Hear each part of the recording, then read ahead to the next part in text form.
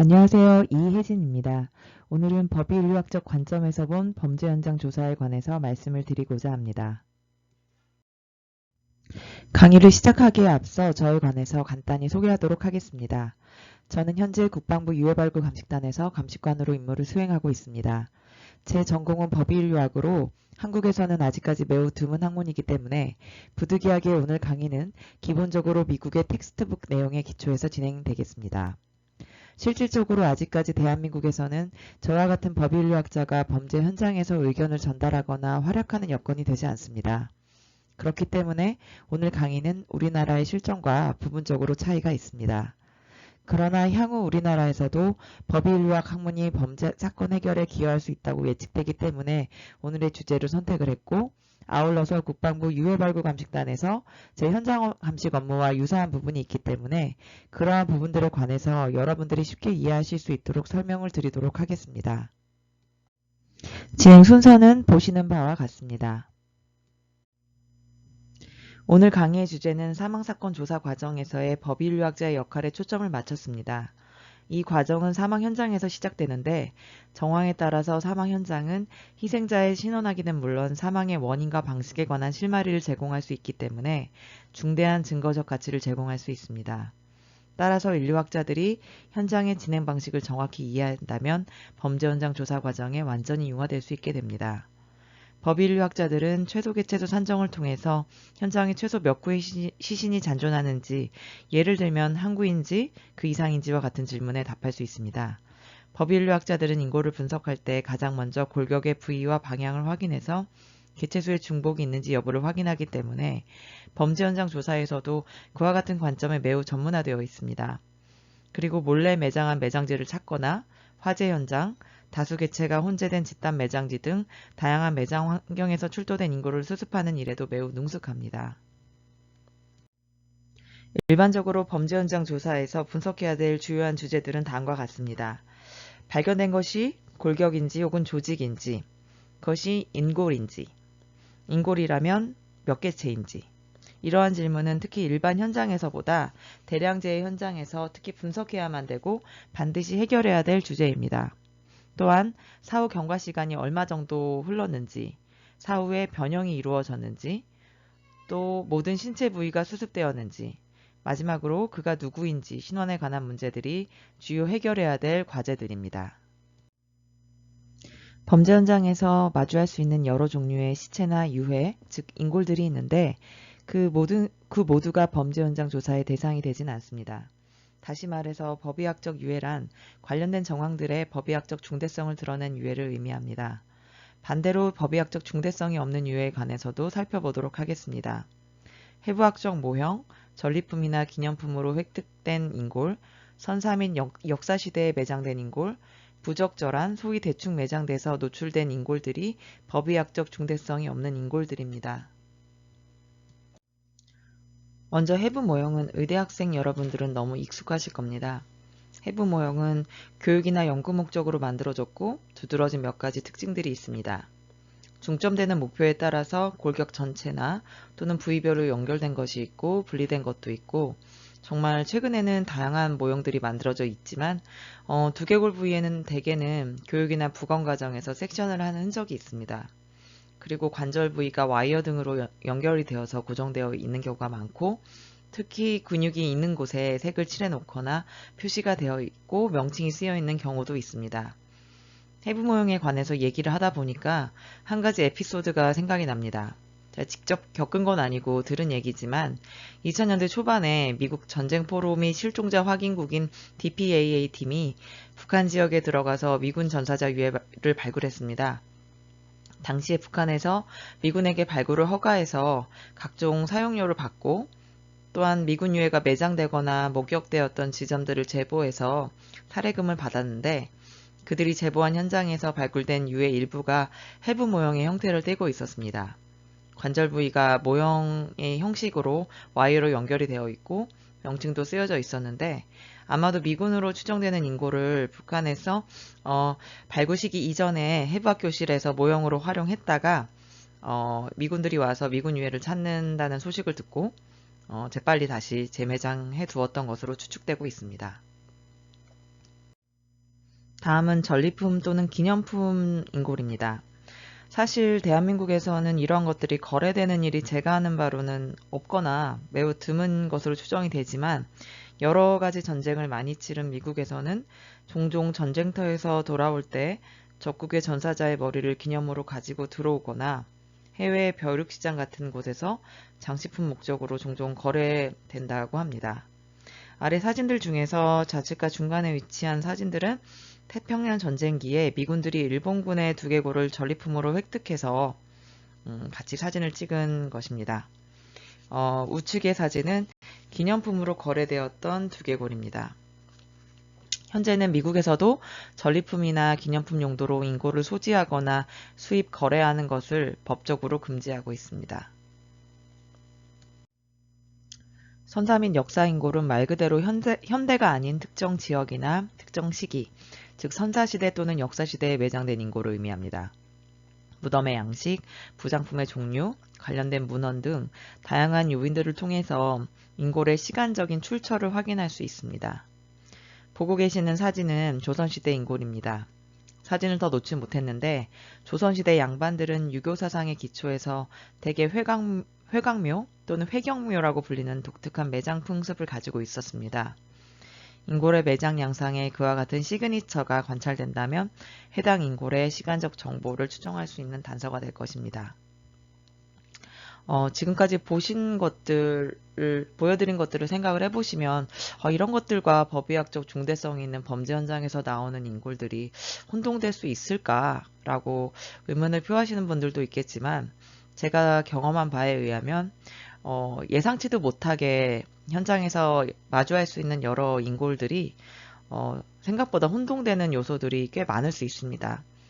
그런 특징들이 아주 명확하게 이렇게 나타난다고 한다면 그렇지 않겠지만 여러 요소들이 좀 부분적으로 혼동돼서 같이 혼재돼서 확인이 된다면 굉장히 판단을 하는 데 있어서 여러 가지 어려움을 줄 수 있기 때문에 이러한 여러 종류의 인골이나 뭐 그런 것들이 있다. 여러분들도 다 아시는 얘기긴 하지만 그런 걸 다시 한번 설명을 드렸습니다. 앞서 말씀드린 것처럼 이렇게 대표적으로 법의학적 중요성이 관찰되지 않은 인골들도 있지만 또 다른 형태의 법의학적 중요성이 없지만 출토될 수 있는 인골들이 있습니다. 예를 들면 한국의 6.25 전사자 인골도 그중 하나입니다.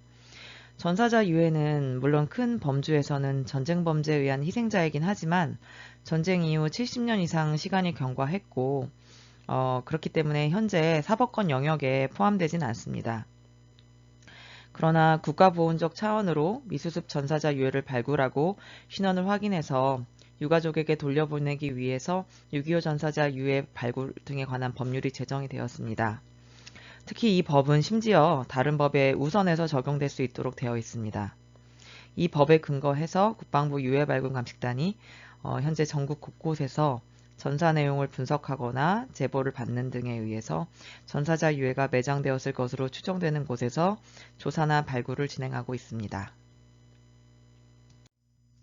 다음으로 맥락을 좀 달리 하지만 6.25 전사자 법을 말씀을 드리면서 한 가지 또 소개해드리고 싶은 법률이 미국의 낙프라 법입니다.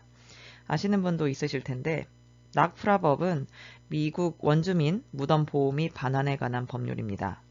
과거 미국 원주민 무덤이 무분별하게 파괴돼서 부장품은 물론 인골까지도 약탈되어서 여러 미국의 대학이나 박물관 등에 전시되거나 보관되는 것이 매우 당연시하게 여겨졌었는데 낙프라법이 최초 1990년도에 제정이 되어서 인디언 부족과 그들의 직계 후손들이 그들 조상의 인골과 부장품, 그들이 성스럽게 여기는 물건들을 즉 문화유산들을 반환받게 되었습니다. 또한 향후에도 미국 원주민들의 무덤을 함부로 발굴할 수 없도록 했습니다. 이처럼 국가나 지역별로 실정에 따라서 매장 인골에 관한 특수 법률들이 있다는 것을 설명드리기 위해서 참고로 한번 말씀을 드렸습니다. 그럼 이번에는 법의학적 중요성이 있을 수 있는 현대 인골과 법의학적 중요성이 없는 선사 및 역사시대에 매장된 소위 고고학적 인골을 구분하는 방법을 알아보도록 하겠습니다. 인골이 출토되었을 때 과연 언제 사망하고 매장된 인골인가를 확인하는 것이 법인류학자들에게 던져질 수 있는 가장 기초적이면서 중요한 질문일 겁니다. 고인골들은 도로나 건물을 건설할 때 해당 지역에 문화재가 매장되어 있을 가능성을 확인하기 위해서 구제 발굴이라는 것을 하고 있습니다. 이 같은 과정을 통해서 고인골이 출토되기도 하고 큰 태풍이나 여러 홍수나 이런 자연재해에 의해서 우연하게 발견되는 경우도 있습니다. 이처럼 법의학적 중요도가 없는 인골들을 즉각적으로 구분해낼 수 있어야 불필요한 시간 및 인력 낭비를 막을 수가 있습니다. 고인골을 구분하는 기초적인 방법 중 하나는 앞서 언급된 조선시대 회강묘처럼 현대와 고대 모두의 매장 관련 풍습을 이해하는 겁니다. 또 우리나라의 경우에는 예로부터 인위적으로 매장을 할 때 염습을 하는 풍습이 있습니다. 염습을 한 인골은 손을 드는 위치 등이나 그런 자세 등이나 그런 부분에서 고유한 특징을 보입니다. 한편 중국에서는 매장을 할 때 다리를 높은 위치에 두고 매장하는 풍습이 있다고 들었습니다. 전사자 유해 발굴을 하다 보면 중국군 유해를 자주 수습하게 되는데 전시이기 때문에 물론 그런 풍습을 다 철저하게 지키지 못했던 것으로 보이지만 몇몇 개체에서 하지골이 상지골에 비해서 굉장히 높은 위치에서 출토되는 양상이 있었습니다. 이러한 매장 풍습을 시대나 지역별로 이해하고 있으면 인골의 시공간적 기원을 측정하는 데 큰 도움이 됩니다. 반면에 범죄 행위 등에 의해서 매장된 유해들은 대체로 매장에 들어간 노력이나 시간이 제한적이기 때문에 인위적으로 잘 매장된 인골들에 비해서 되게 엉성하고 급하게 매장된 양상이 관찰이 됩니다. 또 한 가지 언급할 수 있는 인골의 시대적 구별 방법은 인골 자체에서 관찰된 고유한 생물학적 지표들입니다. 예를 들면 편두라고 부르는 두개골의 변형은 우리나라의 경우 주로 삼국시대에 행해진 풍습으로 알려져 있습니다. 주로 미적인 목적으로 신생아 시기부터 인위적으로 두개골의 모양을 독특하게 변화시키는데 그 이후 다른 시기에는 행해졌다는 기록이나 흔적이 없기 때문에 출토된 인골의 그 두개골 부위에서 편두의 특징이 관찰된다면 상당히 오래된 삼국시대나 그 이전에 매장되었을 가능성을 고려해 봐야 할 것입니다. 치아에서도 전 세계적으로 신석기 시대부터 과거에 주로 미적인 목적이나 기능적인 이유로 주로 앞니를 절단하거나 특이한 모습이나 모양으로 가는 풍습도 있었다고 알려져 있습니다.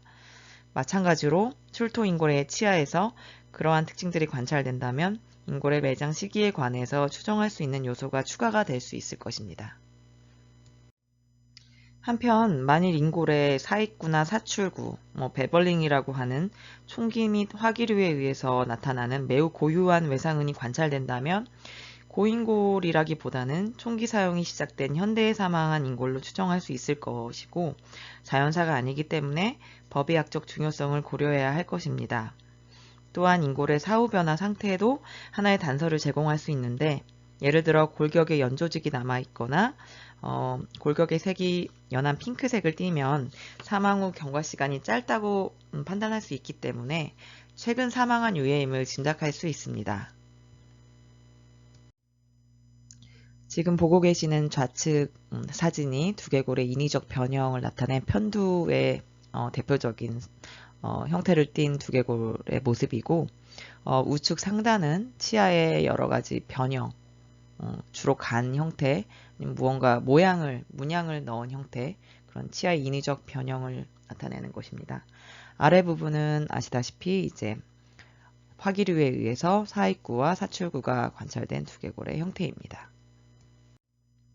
반면에 한 가지 주의해야 될 사항은 미라와 진행 등 연조직이 잔여했다는 상태만으로 인골의 매장 시기를 유추하는 것은 좀 주의를 기울일 필요가 있는데 매장지의 습도나 온도와 같은 자연 환경에 의해서도 부패가 진행되는 속도나 조건의 차이가 있을 수 있기 때문에 그와 같은 요소들 또한 고려되어야 합니다.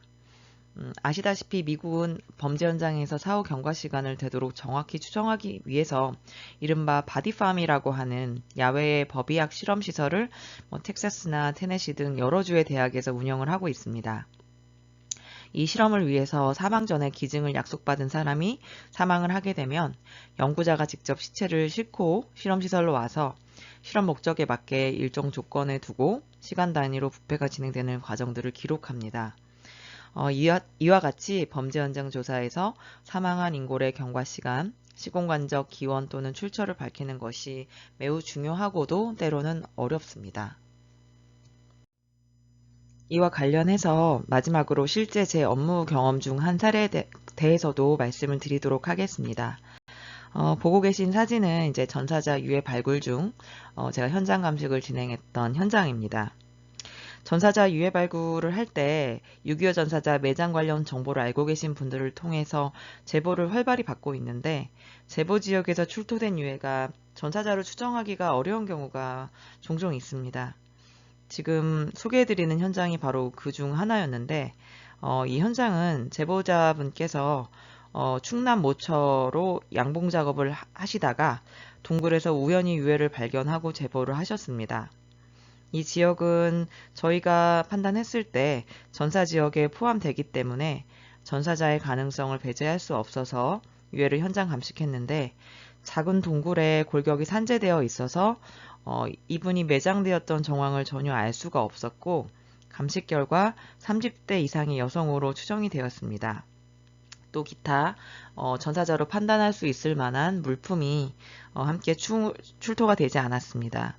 따라서 전 이 인골을 비전사자, 즉 민간인 유해로 판정하고 지역 관할 경찰과 과학수사계에 인계했습니다.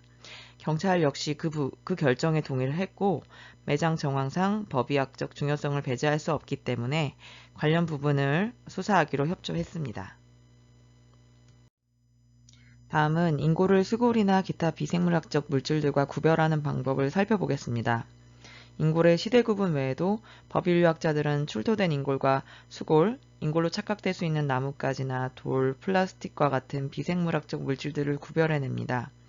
대개 형태를 육안으로 주의 깊게 관찰해서 구별을 하는데 분명하지 않더라도 인골로 의심이 되면 수습을 해서 방사선 촬영이나 조직 검사 등 실험실 단계에서 추가 분석을 진행하게 됩니다. 인골과 수골을 구별하는 가장 좋은 방법은 인체 골격에 관해서 열심히 정말 많이 아는 겁니다. 동물은 인골과 가장 형태가 유사한 포유류 중에서도 종들이 너무 많기 때문에 모든 종별 골격의 형태나 특징을 알 수가 없습니다. 전사자 유해 발굴 현장에서도 종종 소나 돼지나 사슴류나 이런 동물 뼈가 되게 많이 자주 발굴이 되어서 식별을 요구받게 되는데 법인류학자들은 아주 작은 골편 상태만 아니라면 대체로 잘 구별해냅니다. 그 비결이 바로 모든 골격부의 특징을 인골의 골격부의 특징을 정확히 알고 있기 때문에 그것과 형태적인 아주 작은 차이에도 민감하게 식별할 수 있는 것입니다. 인골과 수골의 가장 큰 형태적인 차이는 직립보행과 연관됩니다. 인간의 두발보행 자세는 모든 신체 부위에 영향을 미칩니다. 반면 주로 네발보행을 하는 대부분의 포유류들은 인간에 비해서 포라멘 마그늄이 더 뒤쪽에 위치하고 골반골의 형태가 더 긴 특징을 보입니다. 또한 은경뼈나 꼬리뼈가 길게 연장된 특징, 발톱이 달린 지골처럼 인간에게는 현재 없지만 동물에게만 있는 골격 부위들도 있습니다. 동물과 인간의 뼈는 형태의 차이가 있지만 기능적으로는 유사합니다. 기능이 유사하기 때문에 형태 또한 같지는 않더라도 유사한 특징을 보이게 됩니다. 인골과 수골의 차이는 대개 크기, 관절면의 형태, 치아의 형태와 치식 등에 주로 나타납니다. 지금 보시는 표는 인골과 수골의 매우 일반적인 구조적 차이점을 정리한 것인데 중요한 부분만 간략하게 소개하는 식으로 말씀을 드리겠습니다. 인골과 수골은 골격의 관절 부위나 면의 형태가 다른데 인간은 부드러운 형태이고 구조물이 많이 발달하지 않은 반면에 동물은 대개 울퉁불퉁하고 두드러진 형태를 많이 보입니다. 그러한 차이의 원인은 인간의 경우 움직임의 범주를 최대로 할 수 있도록 발달된 반면 동물은 움직임의 범주가 크지 않다 하더라도 안정성이 증진되도록 관절면에 큰 구조물이 위치하거나 관절면이 상호 연결되는 형태를 보이게 됩니다. 그 외에도 늑골이나 척추에서도 역시 직립 자세의 차이에 의한 형태적인 차이가 관찰됩니다. 또한 잘 아시다시피 치아의 형태와 치식에도 차이가 있습니다. 인간의 경우에 영구치를 기준으로 할 때 앞니, 송곳니, 작은 어금니, 큰 어금니로 구성이 되어 있고 그 비율이 일반인의 경우 2대 1대 2대 3으로 구성되는 반면에 동물은 포유류라 하더라도 초식이나 육식류에 따라서 또한 동물의 크기라던가 여러 가지 특징에 따라서 종별로 치아의 수와 종류에 다양한 차이가 있습니다. 이번에는 현장 평가에 관한 내용입니다. 인류학자들이 참여함으로써 이득을 얻을 수 있는 다양한 종류의 범죄 현장들이 있는데 그 현장들은 다음과 같습니다. 골격화된 인골이 포함된 현장, 비밀리에 매장된 무덤, 화재 현장, 물속 수습 인골, 야생동물이나 풍화요소에 의한 영향으로 지표의 넓은 범주로 산재된 인골, 자연재해나 대량재해로 사망한 인골이 출토되는 현장들입니다. 범죄 현장에 참여하고자 하는 인류학자들은 현장에서 또는 원격으로 등 두 가지 유형으로 의견을 제공할 수 있습니다. 먼저 현장 상담은 인류학자들이 조사 현장에 위치하고 수사에 함께 조력합니다. 현장에서의 인류학자의 의무나 역할은 현장의 특징이나 사법권의 영역에 따라서 차이가 있을 수 있습니다. 두 번째로 원격 상담은 경찰이나 현장 담당자가 인류학자에게 디지털로 촬영된 사진들을 전송하고 전화나 이메일을 통해서 현장 정보를 제공합니다. 그럼 그 자료를 통해서 인류학자들은 인골을 분석하고 현장 방문이 필요한지 여부를 결정합니다. 요즘은 디지털 사진의 화질 수준이 매우 훌륭해서 사진을 통해서도 수습 이전에 인골을 시각적으로 평가할 수 있는 가능성이 많아져서 동물뼈나 선사인골을 불필요하게 수습하는 소요가 많이 줄어들었습니다. 저 또한 유해 발굴 현장에 상시 위치하지 못한 상황이 많은데 유해가 출토되면 발굴 팀장들이 제게 사진을 보내서 발굴 정황을 알려주고 인골이 맞는지 또는 전사자의 가능성을 배제할 만한 골격적인 특징이 있는지 물어봅니다. 사진을 제가 다 본 후에 그 분석 내용에 따라서 즉각적으로 현장에 가야 할지 그러지 않아도 될지 여부를 판단합니다. 이처럼 두 가지 유형의 상담 모두 여러 가지 장점들이 있습니다. 현장 방문과 원격 등 어떤 유형으로 상담을 진행할지 결정을 하는 요소들은 두 가지 정도의 변수가 고려되어야 되는데 그것은 바로 매장 정황과 현장의 종류입니다. 정황이라고 하는 컨텍스트라고 하는 것은 물리적인 환경이나 인골의 위치, 인골과 상관관계가 추정되는 모든 대상을 의미합니다. 교란된 인골은 정황에서부터 벗어나 있지만 교란되지 않은 인골은 정황 속에 있습니다.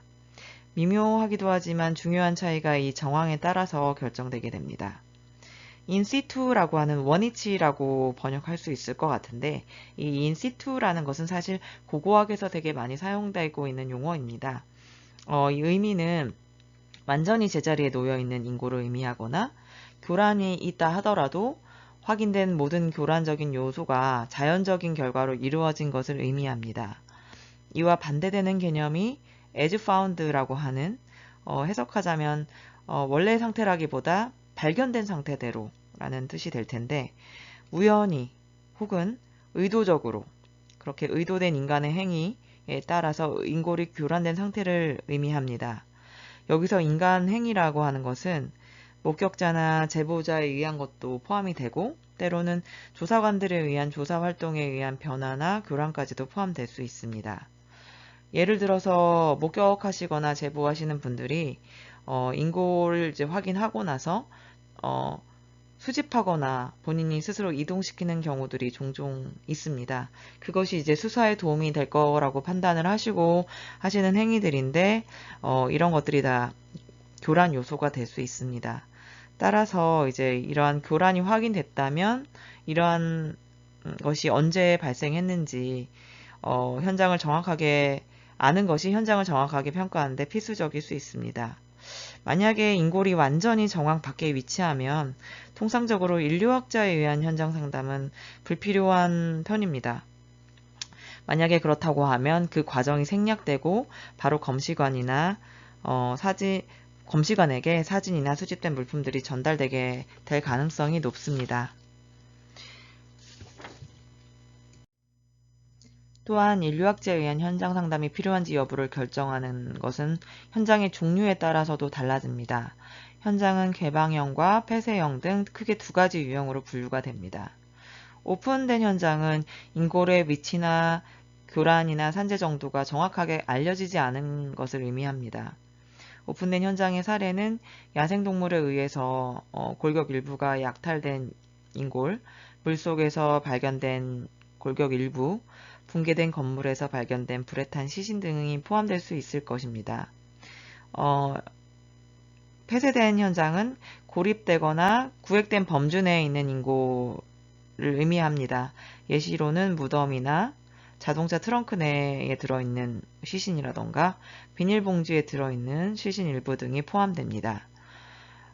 폐쇄형 현장에 비해서 개방형 현장에서는 인류학자들이 현장을 방문하는 것이 현장 발굴을 진행하는 데 매우 효율적일 수 있습니다. 인류학자들은 인골과 수골을 분류할 수 있고 수색 전략을 수립하고 인골이 산재되어 있는 경우에는 미수습된 인골의 잔존 범주를 예측할 수 있습니다. 화재 현장에서 인류학자들은 인체 조직과 다른 물질들을 구별하는 데 도움을 줄 수도 있고 인골의 수습 비율을 추정할 수 있습니다. 따라서 개방형 현장에서는 인류학자의 지원을 받도록 권고되는 편입니다. 폐쇄형 현장에서 현장 상담의 필요성은 케이스별로 다를 수 있습니다. 무덤의 경우에는 발굴을 해야 되기 때문에 거의 100% 인류학자의 도움을 받을 때 가장 효율적으로 진행될 수 있습니다. 다른 폐쇄형 현장에서의 현장 상담의 필요성은 수습의 복잡성이나 골격의 원위치 교란 여부에 달려 있습니다. 폐쇄형 현장의 프로토콜은 모든 가능성을 충분히 고려해서 유연하게 수립이 되어야 됩니다. 만일 개방형 현장으로 분류가 되었을 때 인골이나 증거물의 위치에 관한 수색이 필요하게 되는데 증거물을 식별하기 위해 수립된 계획을 수색 전략이라고 부릅니다.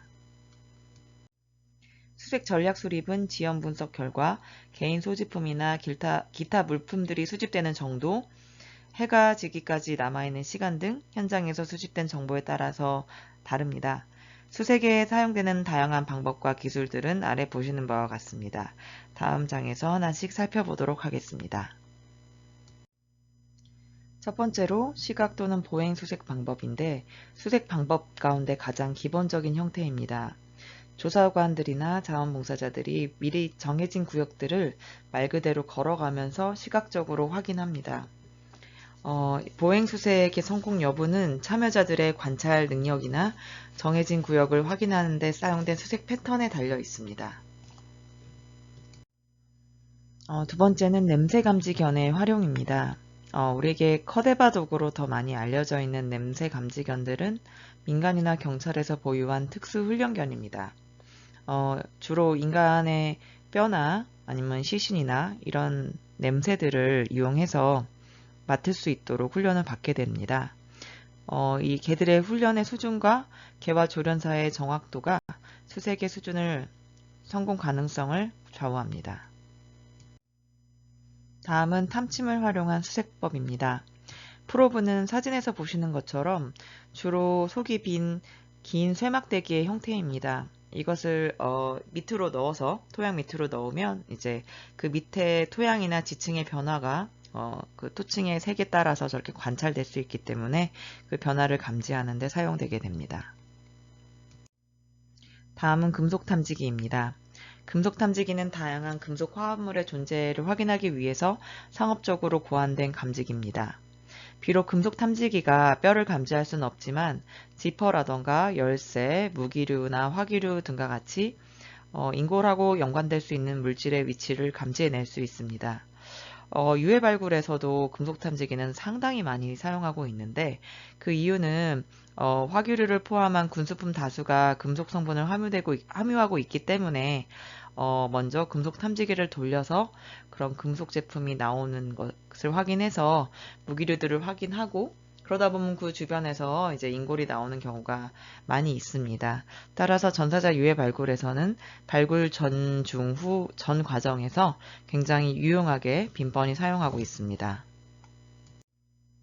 다음은 Ground Penetrating Radar라고 하는 GPR로 불리는 지표 투과 레이더입니다. 지표 투과 레이더는 전자기파를 이용해서 지면의 전기와 자기의 변화를 수량하는 방법으로 전자기파가 통과하는 매질에 따라서 전자기파의 전파 속도나 파장, 반사 정도가 달라지는 원리를 이용해서 지면의 구조나 상태를 확인하는 것입니다. 발굴 현장에서도 많이 활용되고 있는 방법입니다. 전사자 유해 발굴에서도 사실 적극 도입하고자 해서 업체를 통해서 많이 알아봤는데 전사자 발굴 현장은 대개가 전투 지역이 있었던 고지가 매우 높은 산입니다. 그런 산악 지형에서는 이 장비를 사용하는 것이 현실적으로 제한된다고 판단해서 현재 저희는 많이 활용을 못하고 있는 실정입니다. 주로 평평한 평지에서 사용했을 때 기기의 활용도가 더욱 높습니다. 적외선 촬영은 인간의 눈으로 볼 수 없는 적외선의 전자기적 스펙트럼을 통해서 전통적인 유형의 필름에서는 불가한 이미지들을 생성해냅니다. 적외선은 방열 차이를 감지해서 토양의 교란 여부를 확인하는 데 활용할 수 있습니다. 항공사진은 항공기, 헬리콥터, 위성이나 기타 조작이 가능한 항공 장비들의 카메라를 부착해서 현장의 시각을 매우 넓은 범주로 확장해 줍니다. 요즘 대표적으로 드론 같은 장비는 발굴 현장은 물론 여러 영역에서 다양한 필요에 의해서 활용되고 있기 때문에 잘 알고 계실 겁니다. 특히 법인류학 영역에서는 위성 이미지를 활용해서 은밀하게 위장되어 있는 학살 현장의 대량 매장지를 찾는 데 널리 사용되고 있습니다. 이 밖에도 특히 조사의 난이도가 높은 물속 수중 현장은 다이버나 수중 카메라, 수중 음파 탐지기 등이 활용됩니다. 다이버들은 수중에서는 보행 수색하는 것과 동등한 업무를 수행할 수 있고 수중 음파 탐지기의 활용은 지상에서 지표 투과 레이더가 하는 역할과 많은 부분에서 유사합니다. 지금까지 살펴본 수색 전략 중에서 어떤 방법을 사용하느냐는 인골이 퇴적된 환경에 기초해서 결정되게 됩니다. 때로는 한 가지만 활용될 수도 있겠지만 대개는 여러 가지 방법들이 교차해서 다수로 멀티플하게 사용이 되고 있습니다. 범죄 현장의 종류를 분류하고 수색 전략을 수립하는 목적은 증거물을 식별하는 겁니다. 수집된 증거물들은 시간의 경과에 따라서 자연적인 요소나 인위적인 요소 모두에 의해서 변형이 되거나 이동이 되거나 때로는 파괴될 수도 있습니다. 따라서 증거물의 상태가 변화하더라도 증거물적 가치를 지속적으로 유지하기 위해서는 연속관리, 즉 체인 오브 커스토디의 엄격한 유지가 필요합니다. 다음은 기록에 관한 내용입니다. 범죄 현장 기록의 목적은 여러 가지가 있겠지만 가장 기초적이면서도 주요한 것은 현장에 있지 않았던 사람들에게도 현장에 관한 모든 정보들을 생생하게 전달하는 것입니다. 그러려면 발굴된 지역의 범위, 지형, 토질과 같은 환경 정보는 물론 인골이 출토된 정확한 위치와 매장 정황, 인골 외 기타 물품과 인골과의 상관관계 등이 포함될 것입니다. 전사자 유해 발굴에서도 현장 발굴 보고서라는 명칭의 보고서를 사용합니다. 발굴 지역마다 설령 유해가 출토되지 않았다 하더라도 발굴 작업이 이루어진 장소들의 일정 구획을 나누어서 굴토된 위치, 깊이, 주변 자연 환경 등 현장 관련 정보들을 꼼꼼하게 기록해야 합니다. 그래야만 향후 추가 조사 필요 여부도 판단할 수 있기 때문입니다. 유해가 출토된다면 더욱이 관련된 모든 정보들을 세부적으로 기록합니다. 기록할 때는 영상이나 지도나 메모 등이 활용됩니다. 특히 시각적으로 현장을 기록할 때 대표적으로 사용되는 방법이 사진 촬영인데 인골이나 유품 등이 출토되었을 때는 사진 촬영 외에도 도면 작성을 병행해야 됩니다. 도면이라고 하는 것은 출토 물품이나 인골의 공간적인 상관관계를 표현하고 이해하는데 사진보다도 더 유리한 면이 있습니다. 따라서 이 두 가지의 시각적 기록 방법은 어느 한 가지를 선택하는 것이 아닌 두 가지 모두 병행하는 것이 필수입니다. 현장을 기록하는 데 필요한 도면의 수는 현장의 복잡성에 따라서 매우 다양하겠지만 일반적으로 플랜뷰라고 하는 평면도를 기록해야 됩니다. 평면도는 출토지역 주변의 큰 도로나 건물이나 중심으로 삼을 수 있는 것들을 함께 기록해서 광범위한 지형 정보를 표시합니다. 또 다른 종류의 필수 도면은 측면도로 무덤 안에서 인골의 수직적 위치를 표시합니다. 그림에서 보시다시피 무덤의 전체 폭과 너비는 물론 인골이 매장된 전체 깊이라던가 신체 부위별 매장 깊이 모두를 표시합니다. 또한 출토 인골이나 부장품 등의 공간적인 상관관계를 확인하기 위해서 좌표 측정을 이용한 정확한 위치 확인이 요구됩니다. 발굴 현장에서 기본적으로 좌표를 모두 찍어서 확인하지만 특히 인골이 산재가 되어서 흩뿌려진 형태로 넓은 범주로 출토되는 경우에는 골격 부위나 증거물 모두 점 단위로 좌표를 찍어서 기록합니다.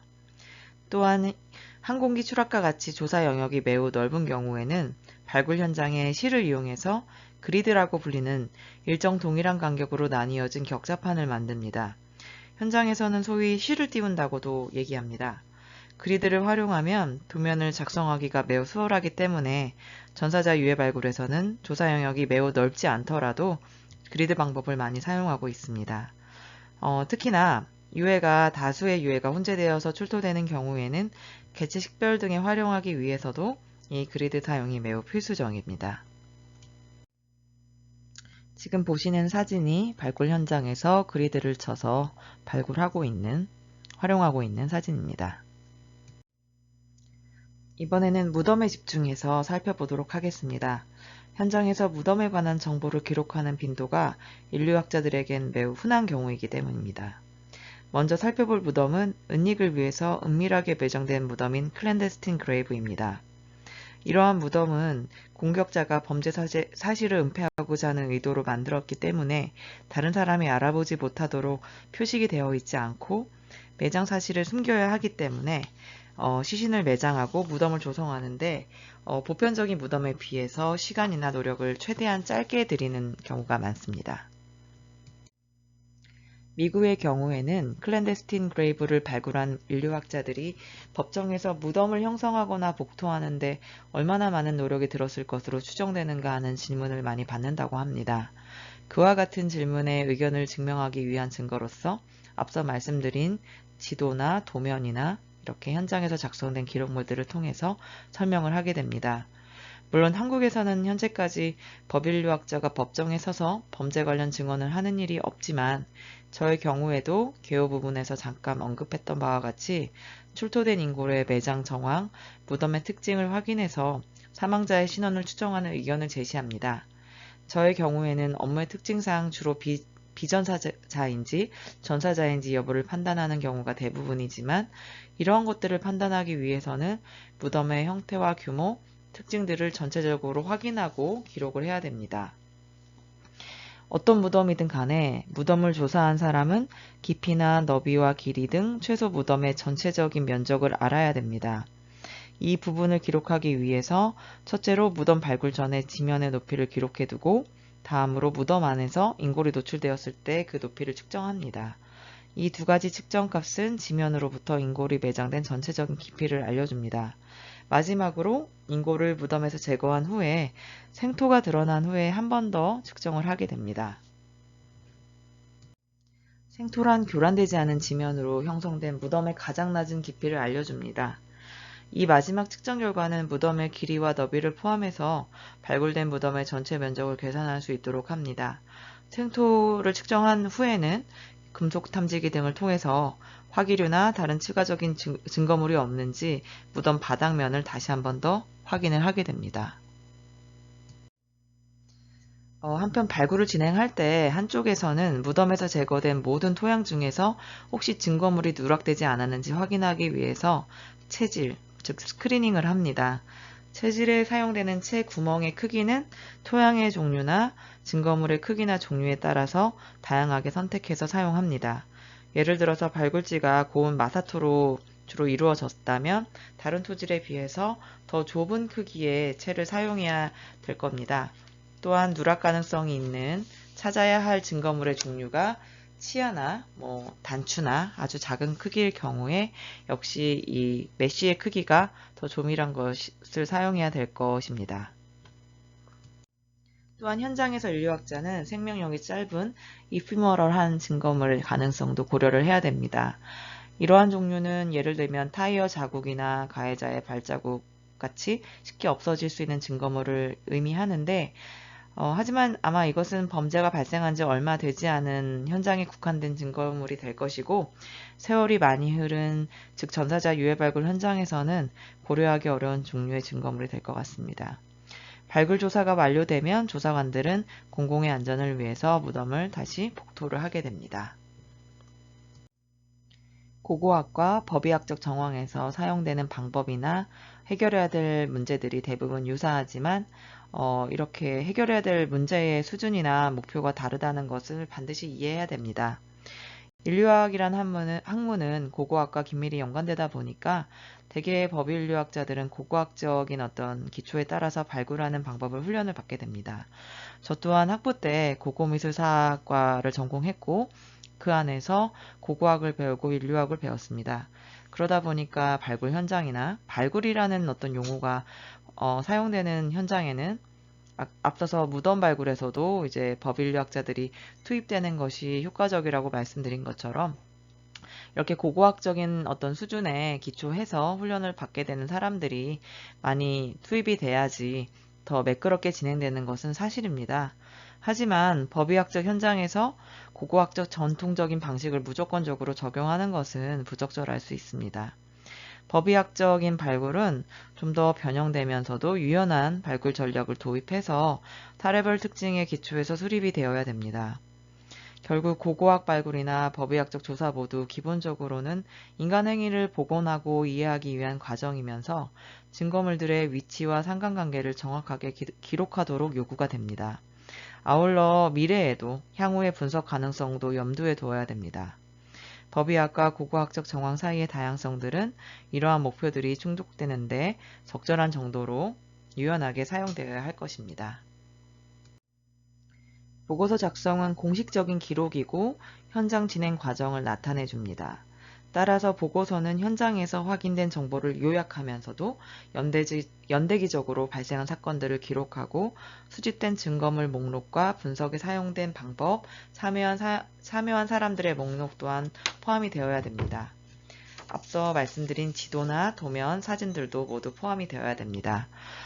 보고서 작성은 이 발굴의 어떤 피날레를 장식하면서도 꽃이라고 할 수 있습니다. 유해 발굴에서도 현장 발굴 보고서를 기초로 해서 영구적인 기록으로 그 케이스별로 사례가 남고 그리고 어떤 심의를 한다던가 최종 결정, 국적이라던가 개체수라던가 이런 것들을 최종의 신원을 확인할 때도 이 보고서들을 기초해서 하고 영구적으로 기록이 남게 됩니다. 따라서 관련된 정보들이 모두 누락됨이 없이 빠짐없이 다 포함이 되어 있어야 되고 반드시 현장에서 꼼꼼하게 기록이 되어야 됩니다. 또한 보고서는 기본적으로 간결하지만 이해가 쉬워야 되고 용어도 적절하게 사용되어야 됩니다. 결론입니다. 범죄 사망 조사는 전체적인 관점에서 바라봐야 됩니다.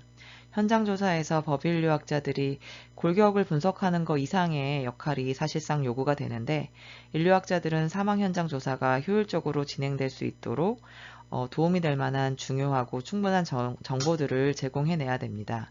현장 조사에서 인류학자들이 성공적으로 역할을 수행하기 위해서는 수습을 최대화할 수 있도록 적절하게 수색 전략을 수립하고 또한 증거물이 출토됐을 때 증거물을 취급하거나 기록하는 능력과 경험이 풍부해야 됩니다. 이러한 과정들을 마지막에 말씀드린 것처럼 보고서 작성을 통해서 모든 증거물의 내용과 분석 결과들을 요약해서 본인의 관련된 의견을 제공함으로써 역할이 마무리가 되게 됩니다. 이상으로 법인류학자가 바라본 범죄 현장 조사에 관한 설명을 마치도록 하겠습니다. 경청해 주셔서 감사합니다.